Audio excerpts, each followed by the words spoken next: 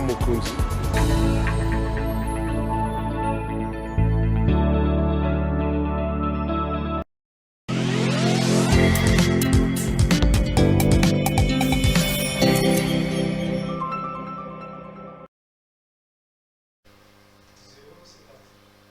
Madame, Monsieur, bonjour et bienvenue à ce nouveau numéro de l'émission Contre nous soit dit. Si vous êtes un habitué de ce plateau, vous savez que c'est un magazine qui traite des questions politiques, spirituelles, sociales, tout ce que vous voulez.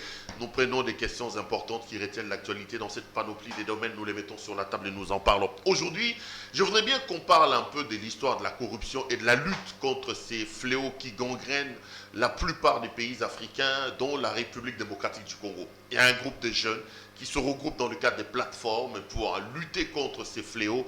Est-ce du néocolonialisme qu'ils veulent nous amener? Beaucoup les accusent d'être à la merci de l'impérialiste pour mettre en mal les dirigeants indépendants africains. On parle de la situation de la corruption en République démocratique du Congo, de la situation de la lutte. Qu'est-ce que nous devons faire pour que le pays soit finalement bien coté en matière de lutte contre la corruption? Quoi de plus normal que de recevoir un artisan, je veux dire, un combattant de cette cause-là. Jimmy Kandé, donc ici avec nous. Monsieur Kandé, bonjour.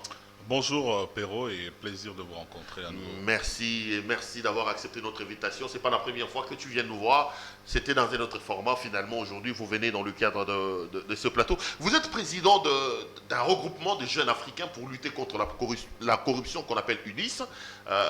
Ça veut dire quoi exactement? C'est quoi les chevals des batailles? Vous voulez faire quoi dans le cadre de ces structures-là?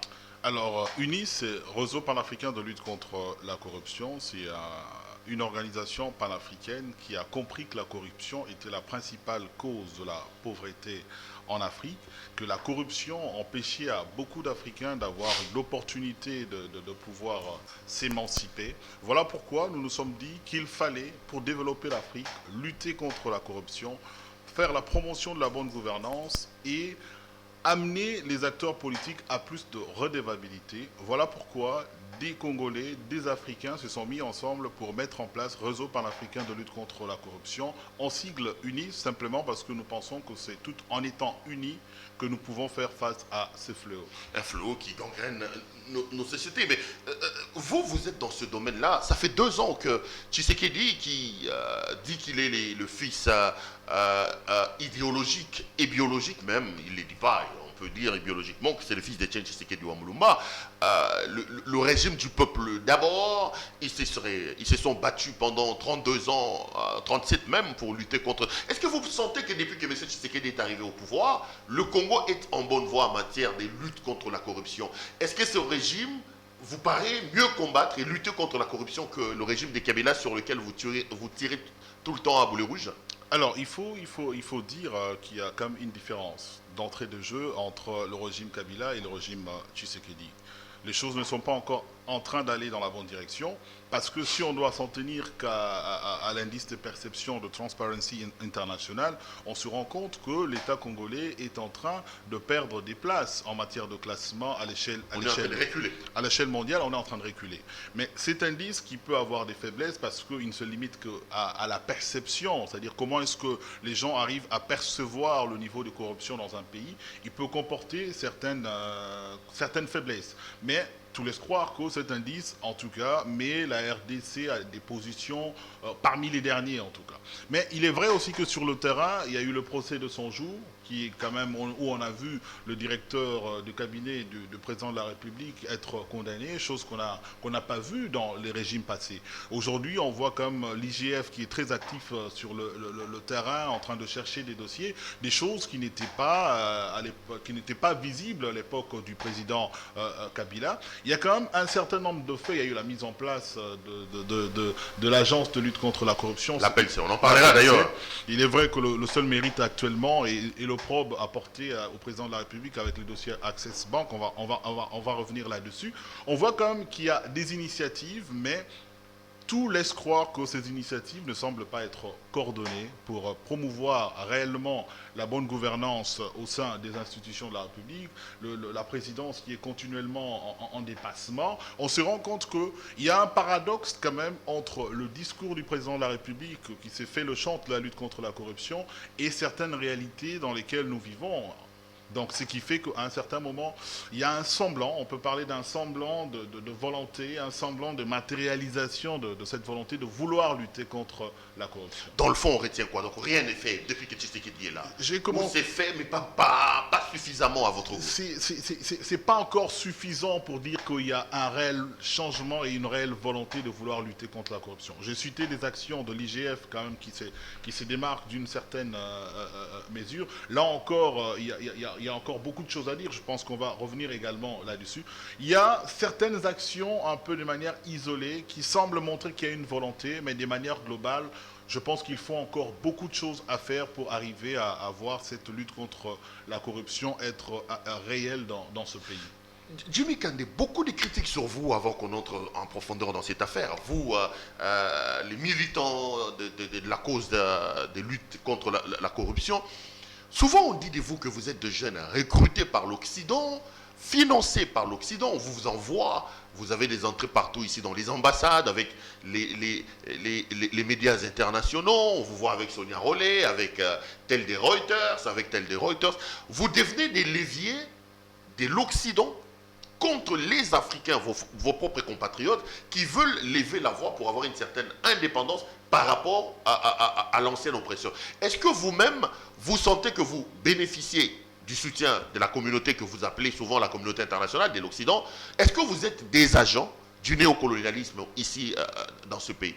Alors, je ne sais pas si c'est... Vous savez, lorsque les gens, généralement, qu'on remet en question dans nos différents rapports ou bien dans nos différents critiques, doivent nécessairement trouver un discours pour nous discréditer. Je ne pense pas qu'il puisse y avoir plus congolais que nous, lorsque nous disons que c'est très mal de pouvoir voler l'argent du contribuable. Je ne pense pas qu'il puisse y avoir plus congolais que nous, lorsque nous disons qu'il faut qu'il puisse y avoir de la bonne gouvernance. Je ne pense pas qu'il puisse y avoir plus congolais que nous, lorsque nous disons qu'il faut arrêter avec la corruption.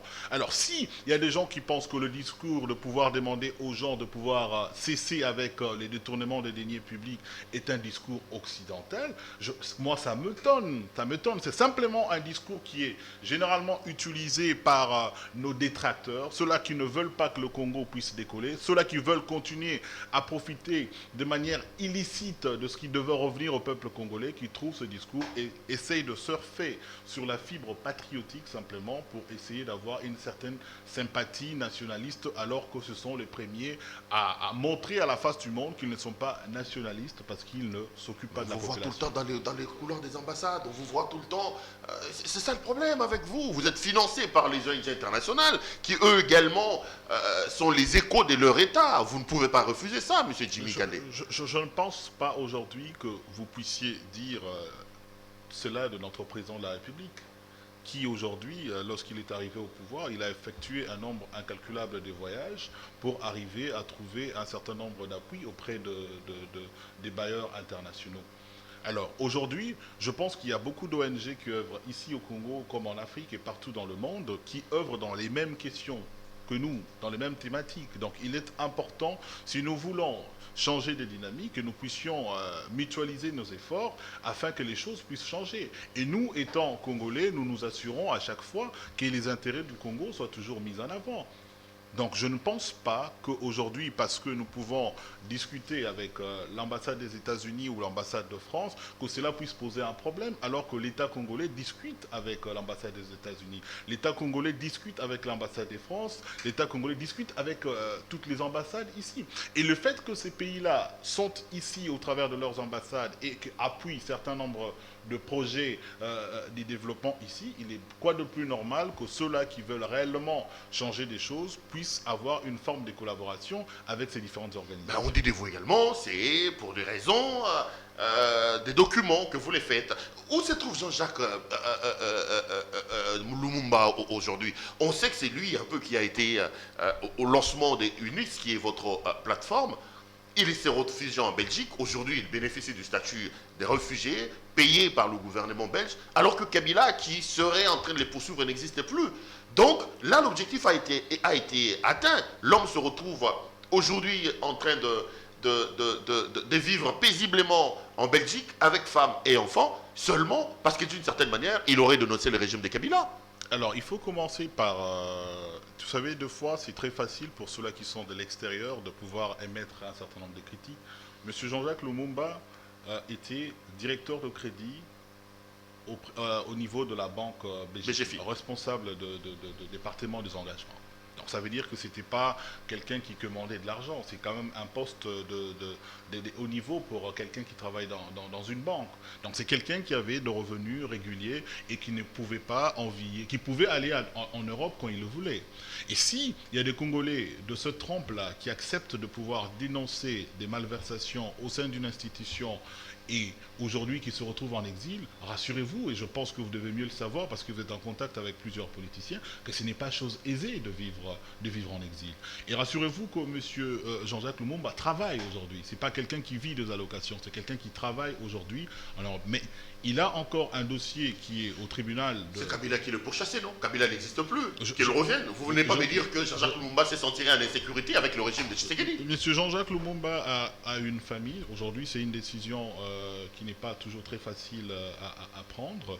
Et M. Jean-Jacques Lumumba a encore, toujours en ce qui concerne tout ce qu'il a eu à dénoncer en 2016 au sein de sa banque, se retrouve encore dans des procès avec son ancien employeur au niveau de Paris. Il faut noter aussi que la configuration politique actuelle n'était pas celle qu'il y avait il y a quelques mois. Il y avait encore la présence du FCC dans le pouvoir, le FCC qui représente bien évidemment les intérêts de Kabila. Donc il est important de savoir que M. Jean-Jacques Lumumba, bien que très loin de son pays, a continué à œuvrer pour le compte de ce pays, contrairement à d'autres Congolais qui sont ici et qui se livrent de fois à des actions qui ne vont pas dans le sens de promouvoir la bonne gouvernance dans ce pays. Jimmy Kandé, à part UNIS, vous êtes aussi dans une autre structure qui fait beaucoup parler d'elle. C'est d'ailleurs dans ces titres-là vraiment que je vous ai appelé. C'est la plateforme Le Congo n'est pas à vendre.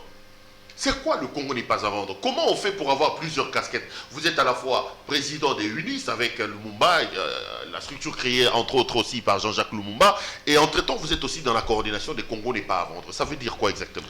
Alors, il faut noter que le Congo n'est pas à vendre est une plateforme de plusieurs ONG qui ont voulu lutter contre la corruption, faire la promotion de la bonne gouvernance, exiger la redevabilité des politiques congolais. Alors, plusieurs organisations se sont mises ensemble pour dénoncer la corruption en RDC. UNIS a été partie prenante dans cette campagne, le Congo n'est pas à vendre. On a eu d'autres mouvements qui ont été également partie prenante, la Lucha, Filimbi, d'autres organisations qui ont fait en sorte que la voix des Congolais puisse être entendue partout, tant ici au Congo qu'à l'étranger, parce qu'il y a des décisions qui peuvent être prises à l'étranger, qui peuvent avoir un impact ici au Congo. Voilà pourquoi des organisations tant nationales qu'internationales se sont dit il était important. Donc le Congo n'est pas à vendre, regroupe et les organisations sur le plan interne et les organisations internationales. Des organisations tant locales qu'internationales pour essayer de lutter contre la corruption en RDC. La corruption, parlons-en justement. J'ai vu que, je ne sais pas s'il faut que je dise une fixation que vous faites sur M. Dan Gettler. Je vous ai lu, je vous ai suivi à gauche et à droite. La dernière fois que je vous ai suivi, vous réclamiez même que le Congo ouvre un dossier contre ces messieurs, comme ça a été le cas aux États-Unis. Qu'est-ce que vous reprochez, vous, à M. Dan Gettler? Pourquoi faire cette fixation sur cet homme d'affaires qu'on appelle Dan Gettler? Alors, il faut déjà commencer par, je vais répondre à votre question, que nous ne faisons pas une fixation contre M. Dan Gettler. La campagne Le Congo n'est pas à vendre n'est pas seulement Dan Gettler. Pour ceux-là qui nous suivent depuis très longtemps, ils savent que le Congo n'est pas à vendre, a travaillé notamment pour la baisse du prix du passeport. Il y a une plainte qui a été même déposée en Belgique contre la société Semlex qui produit encore jusqu'à aujourd'hui les passeports. Il y a eu des Congolais, dont moi, qui avaient porté plainte contre l'État congolais, la Locosem, qui est la filiale de Semlex ici au Congo, qui produit des passeports, au niveau du tribunal de commerce. Il y a eu également une campagne pour que la réhabilitation de la Cour de compte puisse être effective, parce que nous ne pouvons pas comprendre qu'un pays qui veut lutter contre la corruption puisse avoir une Cour de compte qui ne travaille pas pleinement, et que de comptable public, aucun comptable public n'ait vu ce compte être jugé depuis que ce pays est indépendant, depuis 1960.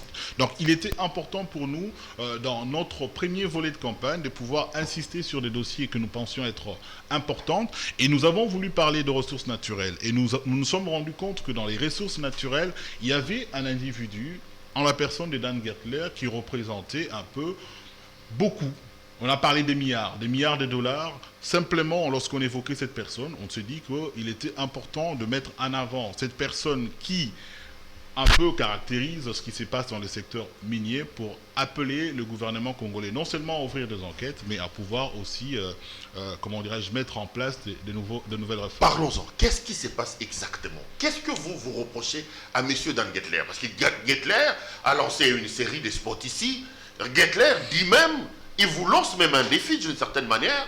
Il n'y a personne dans le domaine des mines qui a contribué à hauteur de Dan Gertler au niveau du trésor public. Vous lui reprochez quoi, M. Dan Gertler? Alors, il faut déjà commencer d'entrée de jeu, fixer le contexte. M. Dan Gertler est très proche, et on peut même dire très ami à l'ex-président M. Joseph Kabila, et par ricochet très proche de M. Albert Youma, qui a été président du conseil d'administration de la GECAMINE. Donc, il est important de savoir que M. Dan Gertler a usé de ses relations avec l'ancien président et M. Youma pour tirer bénéfice des mines du Congo. Ce qui n'est pas illégal. Je peux être ton ami. Je suis d'accord. Si je respecte la loi, vous n'allez pas reprocher à Dan Gertler d'être ami à Kabila ou à Augustin Katumba Moké. Je suis très d'accord avec vous et je pense que dans votre question, vous soulevez un élément très important. Si on respecte la loi, aujourd'hui, la plupart des contrats qui ont été octroyés à M. Gertler ont été octroyés sans qu'il puisse y avoir un appel d'offres. Alors que l'État congolais, dans ses lois, exige qu'il puisse y avoir un appel d'offres. Pour la plupart des contrats, il n'y a jamais eu l'aval du Conseil de ministres. Pour la plupart des contrats, on retrouve certaines clauses qui violent la loi congolaise, par exemple, en matière de transparence, de publication des contrats, où on retrouve dans certaines clauses, il est carrément interdit de pouvoir publier un contrat dans le délai, simplement parce que ce contrat-là a été signé avec M. Dan Gertler. Je veux vous donner des exemples pour voir dans quel cas on se retrouve. La mine de Mutanda a été vendue à M. Dan Gertler à près de 189 millions de dollars. 189 millions de dollars. Et cette mine a été revendue par M. Dan Gertler à près de 922 millions de dollars. Donc on a pratiquement x7. On a pratiquement perdu 733 millions de dollars. Non pas parce que M. Dan Gertler a investi de l'argent dans cette mine pour revaloriser, mais on constate simplement que le prix qui a été vendu à M. Dan Gertler n'était pas le prix du marché. Ce qui a fait que la RDC a perdu de l'argent dans cette transaction. Pourquoi? Parce que M. Gertler a bénéficié de sa proximité avec toutes les personnes que je venais de citer tout à l'heure. Il y a encore un bloc pétrolier. Un bloc pétrolier vendu à M. Dan Gertler à 500 000 dollars. Je dis 500 000 dollars.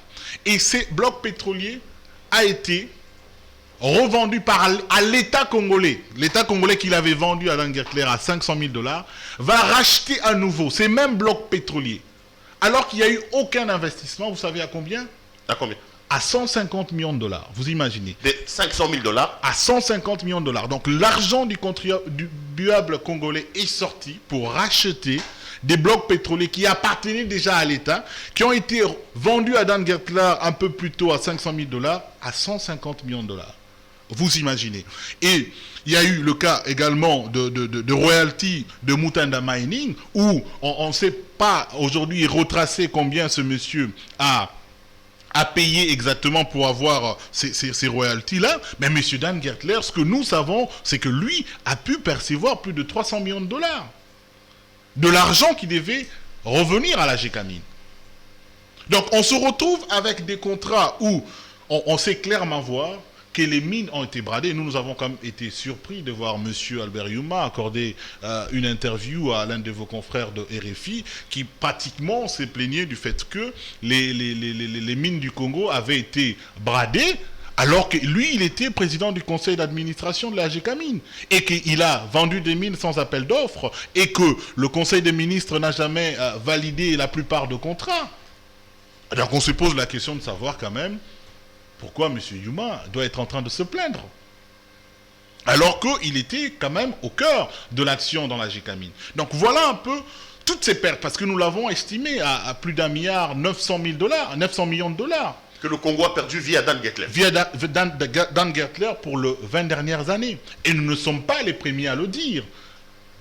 Africa's Progress Panel de la fondation de Kofi Annan avait déjà estimé ces pertes-là il y a quelques années à près d'1 milliard 300 millions de dollars. Et c'est ce qui avait même conduit à ce que les États-Unis puissent sanctionner M. Dan Gettler parce qu'il y avait des allégations fortes de corruption sur ces messieurs.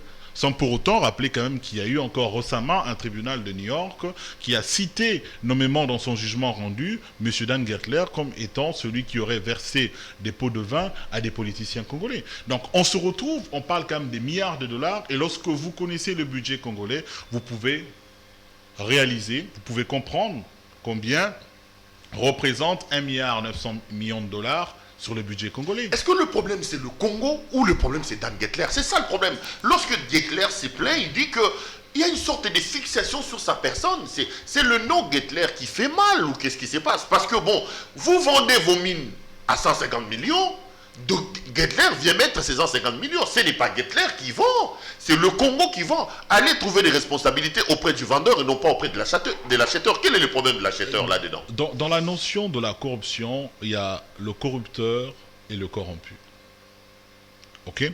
C'est-à-dire qu'ici, on parle bien, je commençais par préciser le contexte du fait que M. Dan Gettler était très proche de l'ancien président, très proche d'Albert Yuma, et on dit que lorsque vous venez faire affaire dans un pays, vous n'êtes pas censé ignorer la loi.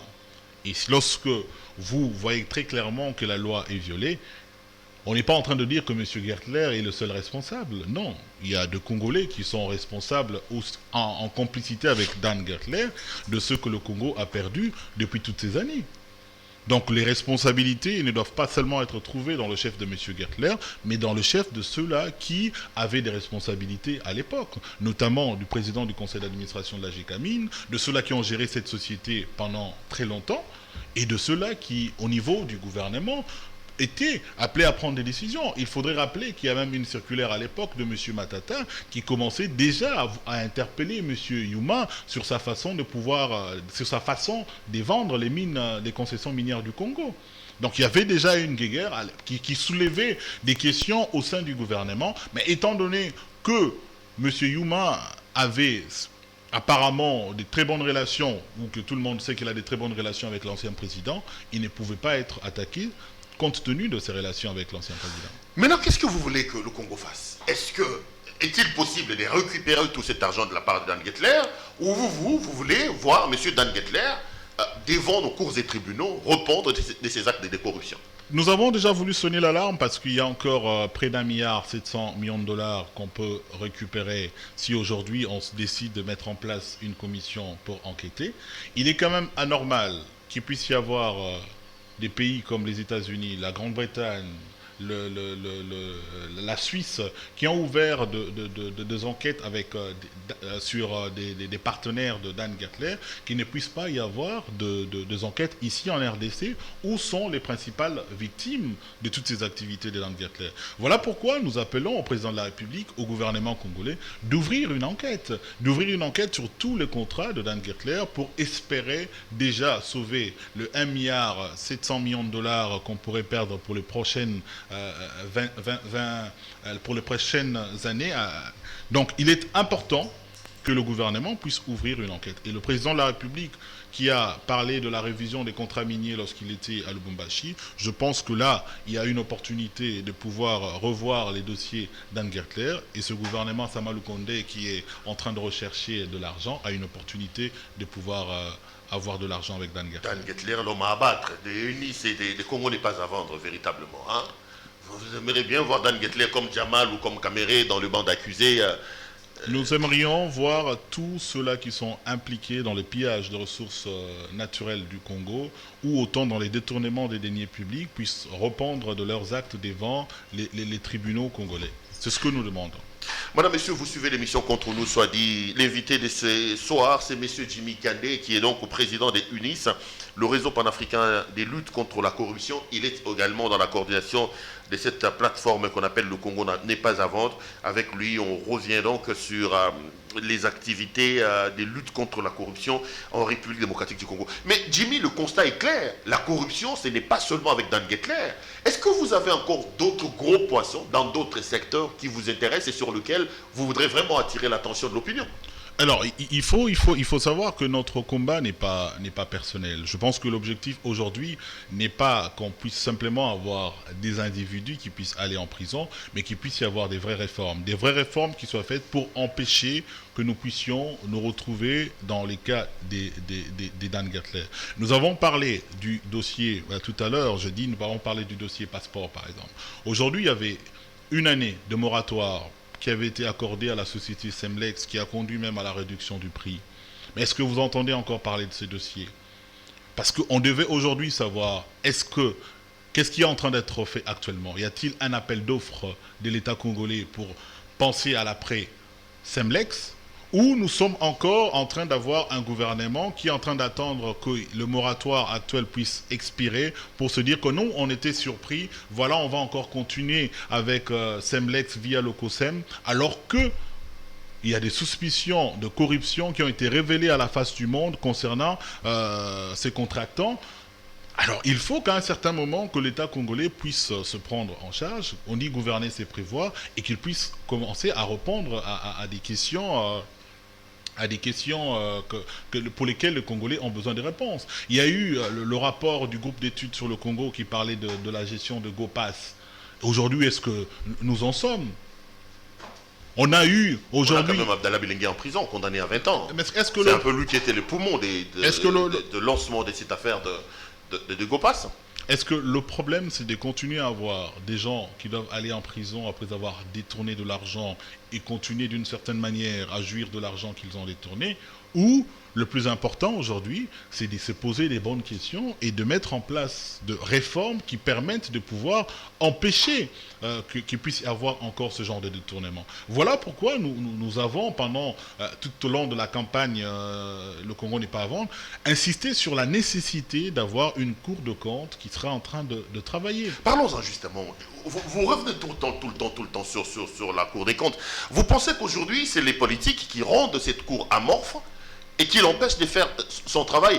Qu'est-ce que vous plaidez aujourd'hui pour le compte de la Cour des comptes? Moi, je n'ai pas vu un président, un premier ministre ou un ministre qui a empêché les magistrats de la Cour des comptes de pouvoir travailler. S'ils sont en train de paresser, c'est peut-être à eux de tirer les responsabilités de leur paresse et non pas aux autorités de la République.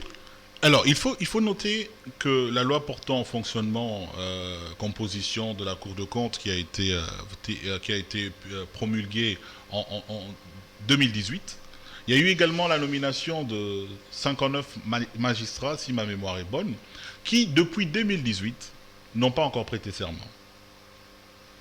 Et vous savez que prêter serment devant le président de la République, c'est une cérémonie qui est organisée, les magistrats prêtent serment et ils commencent à faire pleinement leur travail. On l'a vu avec des décisions qui pouvaient avoir trait à la politique, notamment la Cour constitutionnelle, où les choses sont allées très vite. Mais on se rend compte que depuis 2018, ces gens-là n'ont pas prêté serment. Donc, en ce moment-là, par ricochet, on peut arriver à une conclusion qu'il y a une volonté délibérée des politiques de ne pas voir cette Cour fonctionner pleinement. Donc, alors que cette Cour est censée être partout, contrôler les finances publiques, ici en RDC, dans les gouvernements, dans les gouvernements provinciaux, dans toutes les contrées de la République démocratique du Congo, on est censé avoir un démembrement de la Cour de compte pour contrôler les finances publiques. Il est quand même anormal que les comptables publics, ceux-là qui gèrent l'argent de l'État, ne soient jamais jugés, que leurs comptes ne soient jamais jugés. C'est quand même anormal pour un pays qui veut faire la promotion de la bonne gouvernance et lutter contre la corruption. Voilà pourquoi on a des institutions qui certes font un travail remarquable, mais qui ne viennent que constater les dégâts. Alors qu'on a un moyen, d'une certaine manière, de prévenir un certain nombre de choses. Lorsque le contrôle est régulier, ceux-là qui gèrent l'argent peuvent avoir peur de détourner l'argent. Et là, vous accusez les politiques. Ce sont les politiques qui amènent cette léthargie là au sein de la Cour. Mais si aujourd'hui les magistrats n'ont pas encore prêté serment, c'est qu'il y a des gens quelque part qui doivent prendre une décision. Et si ces décisions ne sont pas prises, on se pose la question de savoir s'il y a réellement une volonté politique de pouvoir changer les choses. Comment jugez-vous le travail de l'IGF, de M. Alinghetti? Il y a beaucoup de choses qui se racontent autour de lui. Il y en a les pour, il y en a les contre. On dit que c'est du folklore, il est tout le temps à la télévision. Il y en a qui applaudissent. Vous, dans le cadre de vos structures de lutte contre la corruption, comment jugez-vous le travail que M. Gilles Alinghetti est en train d'abattre? Par principe, déjà, toute organisation qui vient mettre en avant des faits de corruption de façon à pouvoir amener la justice à faire un travail, nous saluons cette démarche-là. Et je pense qu'aujourd'hui, beaucoup de Congolais connaissent l'IGF, ce qui n'était pas le cas à l'époque du président Kabila. C'est déjà pour montrer à la face du monde qu'il y a quand même un travail qui est en train d'être fait. Mais on aimerait quand même aussi inviter l'IGF que le travail qu'elle est en train de faire actuellement ne soit pas un travail sélectif, qu'aujourd'hui, que nous puissions également voir un travail qui est fait dans le sens de manière très impartiale, au sein même de la famille politique du président de la République. Et lorsque je suis en train de dire qu'il faut aller même dans les chefs de famille du président de la République, on a eu des fonds du Covid qui ont été très mal gérés. On a vu beaucoup de choses aussi dans le chef de certaines personnes qui font partie de la famille politique du président. Je pense que l'IGF doit chercher à être impartial dans sa démarche. Cela n'exclut pas que les conclusions de ces recherches qui mettent en cause certaines personnes ne soient pas vraies. C'est vrai. Notamment à Bukangalonzo, par exemple. Je pense que les dernières révélations des Bukangalonzo, je pense, ont surpris beaucoup de personnes. Je pense que toutes les révélations qui ont été faites récemment, notamment sur le travail de l'IGF, qui a été largement commenté par d'autres médias, qui montrent que M. Matata aurait deux fois recouru à certaines sociétés qui appartiendraient à ses membres de sa propre famille pour essayer deux fois d'avoir de l'argent public. Ce sont des révélations qui sont très graves. Maintenant, il faut que la justice prenne le relais. Il faut Vous voulez quoi? Vous voulez que les immunités de Matata soient levées? Vous faites des plaidoiries là-dessus pour que Matata réponde de ses actes? Il ne faut pas qu'on puisse personnaliser le débat. Je pense que les immunités de toute personne qui est accusée de faits de corruption doivent être levées. Il ne faut pas qu'on trouve dans les immunités un moyen de pouvoir se protéger d'un certain nombre de faits qu'on aurait commis. Donc il est important aujourd'hui que le Sénat ou l'Assemblée nationale puissent lever les immunités des personnes qui sont incriminées, qu'ils puissent répondre de leurs actes. Jusque-là, ils continuent encore à bénéficier de la présomption d'innocence. On a soulevé des faits, ils doivent apporter leurs preuves, comment dirais-je, présenter leurs preuves devant les juges, et il y aura un jugement qui sera prononcé. Aujourd'hui, c'est vrai que les révélations sont très graves, mais rien ne dit que monsieur Matata est coupable de ce dont on l'accuse. Mais je pense que chacun de nous peut déjà se faire un peu un jugement au regard des éléments qui ont été mis sur la toile. Parlons justement de ces éléments. Vous dites que M. Tshisekedi c'est vrai qu'il travaille, mais il en fait un peu, pas suffisamment. Qu'est-ce que vous dites de son idée de mettre en place l'APLS, l'agence pour lutter contre la corruption en République démocratique du Congo? Est-ce que vous pensez que ça rentre aussi dans le cadre de laver l'image, de renforcer le mécanisme pour lutter contre la corruption, ou c'est du folklore, c'est des tralala, il fallait plutôt redonner vie à la Cour des comptes? Pour nous, la priorité aurait été, ça reste d'ailleurs, la réhabilitation de la Cour des comptes. Et nous pensons que le fait que cette agence soit mise en place et qui ne tient qu'à un décret présidentiel qui peut être du jour au lendemain être abrogé, il était important qu'il puisse y avoir quand même une agence qui puisse partir de l'Assemblée nationale, et ça aurait été beaucoup plus solide. Maintenant, aujourd'hui, nous avons cette agence qui existe depuis quelques mois, dont aujourd'hui on peut parler, mérite le scandale. Cette agence a été l'objet d'un scandale en décembre dernier. Avec Access Bank. Avec Access Bank, où nous avons vu, en tout cas au regard des informations qui étaient en notre possession, qu'il y avait quand même une certaine implication. Et le communiqué de l'APLC à l'époque, après qu'il y ait eu ces faits, montrait quand même que les actions qui avaient été commises au sein de la banque Access Bank étaient d'une certaine manière tolérées par la coordination. Nous avons écrit au président de la République à l'époque pour demander à ce que les gens qui étaient impliqués puissent être relevés de leurs fonctions. Ça a pris du temps. près d'un semestre après, la présidence a décidé de changer la tête de la PLC, mais je ne pense pas qu'on doit attendre aussi longtemps pour bien faire, parce que là on se retrouvait quand même avec une agence impliquée dans l'affaire Access Bank, qui a eu des partenariats avec certaines banques commerciales qui avaient quand même été citées dans certaines affaires liées à la corruption, qui a essayé à travailler en collaboration avec certaines entreprises citées également dans des affaires de corruption dans le monde. On se retrouvait avec une agence qui brillait en tout cas par des choses qui étaient totalement contraires à une éthique et à une charte qui devait normalement respecter une agence. C'était trop, selon vous. C'était trop. Une agence inutile. Jusque-là, je pense que cette agence nous permet d'avoir cette conclusion-là parce qu'il n'y a pas encore des résultats qui peuvent être mis à l'actif de cette agence. On va terminer cette émission, on est à la 40e minute exactement. Il y a encore un jugement qui a été rendu récemment avec les lanceurs d'alerte d'Afriland, je crois, qui sont d'ailleurs aussi en exil. Dans votre peau, des défenseurs, des militants des luttes contre la corruption, est-ce que dans ce pays aujourd'hui, vous vous sentez en danger? Parce que deux de vos collègues ont été condamnés pratiquement à mort. Lumumba est encore aujourd'hui en exil. Vous êtes ici dans le pays. Est-ce que dans le cadre de votre travail, vous êtes en insécurité? Je pense que la condamnation à mort de deux derniers lanceurs d'alerte est encore très criante sur ce qui se passe dans notre pays. Pour rappel, ces deux lanceurs d'alerte qui sont membres de UNIS également, se sont vus être condamnés à leur insu d'abord pour commencer.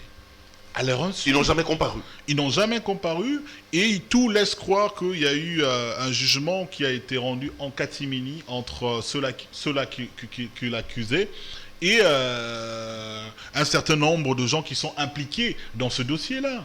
Ils ont été surpris, nous avons tous appris ce jugement au niveau des médias. Et c'est quelque chose qui est très grave, que dans le pays où le président dit qu'il veut lutter contre la corruption, que ceux-là qui mettent sur la place publique des faits de corruption puissent être condamnés à mort. Ça, c'est pratiquement un jugement qui vient saboter les discours du président de la République. C'est un jugement qui vient dire au président de la République, nous ne voulons pas aller dans la même direction que vous.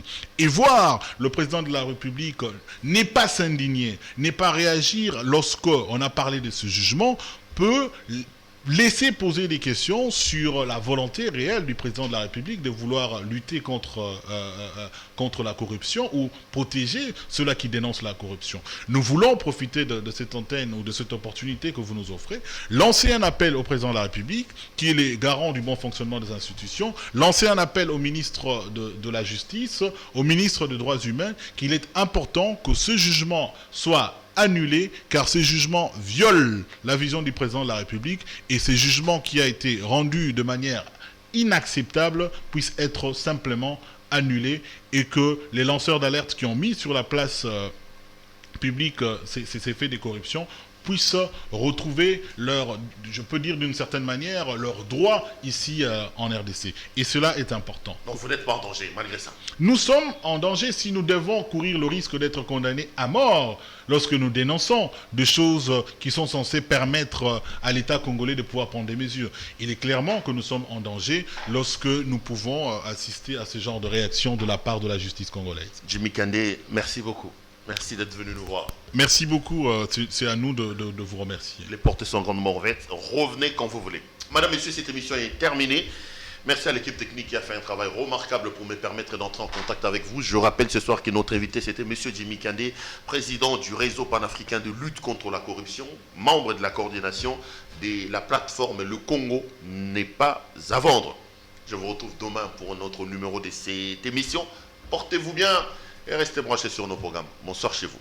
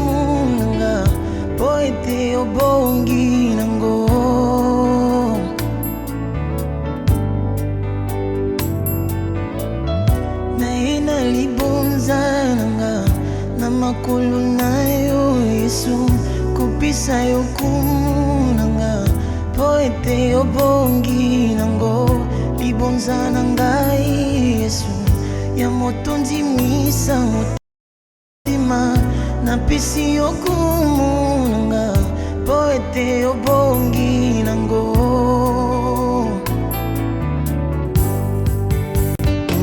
na yango kitie yango ebongi na yo bokonzie ya nzambo elekaka te kitie yango ebongi na yo bokonzie ya nzambo elekaka te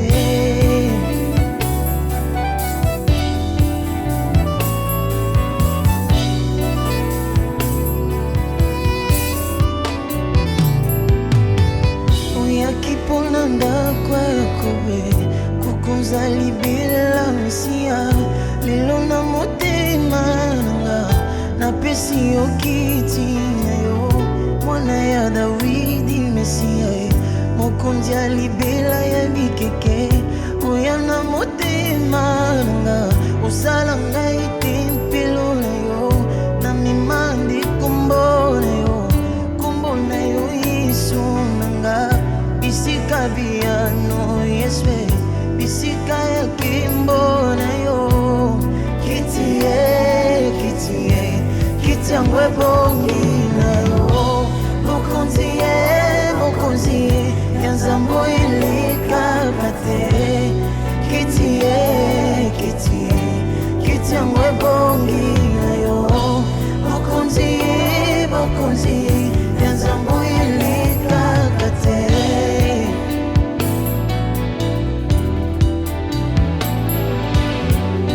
okolaba majesu na epi na olona namoni monzoto yango etalisi monene na yo etalisi bonzambe na yo etalisi bonkumu na yo keseni na bankumu ya mokili ye uya na yo yango ya libela ye na yango kitie yango ebongi na yo bokonzi ya nzambo elekaka te kitie yango ebongi na yo bokonzi ya nzambo elekaka te